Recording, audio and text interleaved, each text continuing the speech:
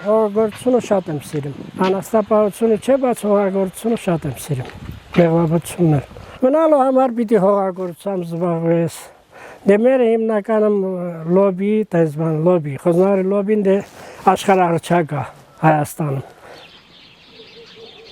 Կյանքը լավ է, գյուղում ընդհանրապես ով չի ուզում գյուղում ապրի։ Քաղաքացիներ որ գալիս են, ստե երջանիկ են զգում իրանց։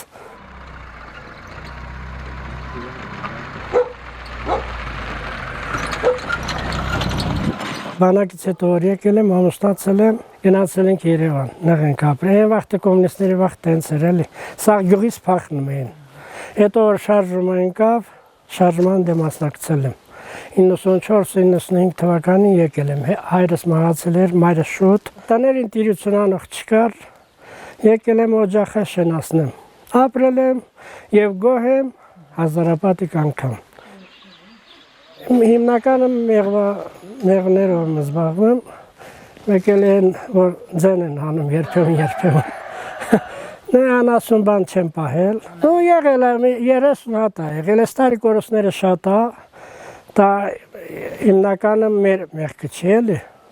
բնության մեղքն է, երաստը շատ ուժեղ երաստ էր։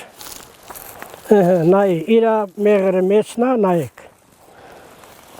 Էնա իրանք կծիկ են կազմում, իրանց տակությունը ապահովում են։ Այս մեղրով սնվելու են մինչև գարուն։ Էնա շարժում են։ Այդ ասինքն իրանք սնվում են, էլի։ Եթե մեղրը պրծնում է, գալիս են շորի տակը լցվում։ Այդ պատկերը լրիվ թե հենց են, էլի։ Հիմա ասենք քիչ է երևում, չէ, որովհետև կծիկ կազմած են։ Ժողովրդի նման են, էլի։ Եթե հեռու ենք այնում, քիչ են երևում, բայց սրանք կծկված են, իրար տակություն են տալիս։ Ճանապարհը դա մեծ շահում էր Խոզնավարի համար,